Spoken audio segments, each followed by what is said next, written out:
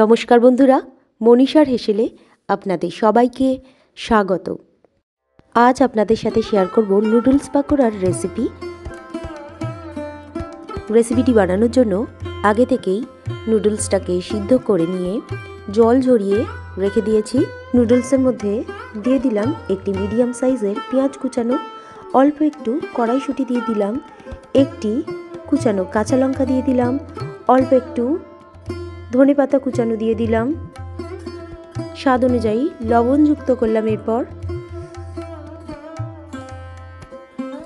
দিয়ে দিলাম 1 ছোট চামচ পরিমাণ রেড চিলি পাউডার,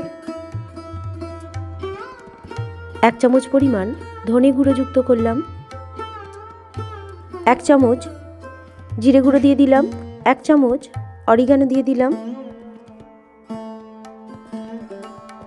সর্বশেষে দিয়ে দিলাম 2 বড় চামচ পরিমাণ কর্নফ্লাওয়ার। সমস্ত উপকরণকে এরপর হাত দিয়ে ভালো করে মিশিয়ে নিয়েছি।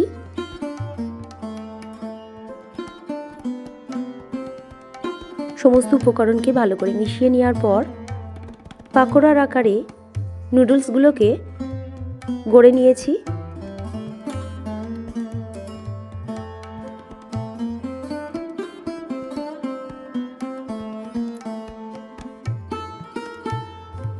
এইভাবে সমস্ত পাকোড়াগুলোকে একে একে গড়ে নিয়েছি। আর কড়াইয়ের মধ্যে দিয়ে দিয়েছি 50 গ্রাম পরিমাণ সাদা তেল। তেলটা একটু গরম হয়ে গেলে লো টু মিডিয়াম ফ্লেমে রেখে গড়ে রাখা পাকোড়াগুলোকে একে একে কড়াইয়ের তেলের মধ্যে দিয়ে দিলাম। পাকোড়াগুলোর এক পিঠ ভেজে নেওয়া হয়ে গেলে এইভাবে উল্টিয়ে দিয়েছি অপর পিঠ। এখানে সমস্ত পাকোড়াগুলোকে হাতে একটু সময় নিয়ে লো ফ্লেমে রেখে ভেজে নিতে হবে, না হলে উপরের অংশ ভাজা হয়ে যাবে আর ভিতরের অংশ কাঁচা থেকে যাবে।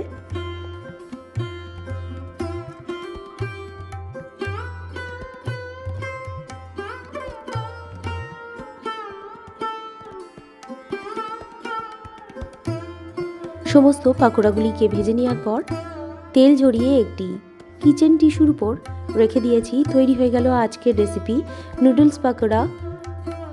টমেটো সস আর সাথে চা অথবা কফির সাথে পরিবেশনের জন্য একেবারে প্রস্তুত।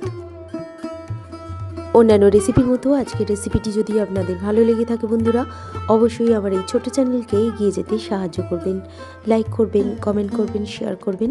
আর চ্যানেলে নতুন কোনো বন্ধু হয়ে থাকলে চ্যানেলটিকে সাবস্ক্রাইব করে পাশে থাকবেন। এই ধরনের রেসিপি সবার প্রথম দেখার জন্য পাশে থাকা বেল আইকনটিতে প্রেস করে রাখবেন। আর ফেসবুক থেকে কেউ দেখে থাকলে পেজটিকে ফলো এবং লাইক করে রাখবেন। রেসিপিটি শেষ পর্যন্ত দেখার জন্য আপনাদের সবাইকে ধন্যবাদ। সবাই ভালো থাকবেন, সুস্থ থাকবেন।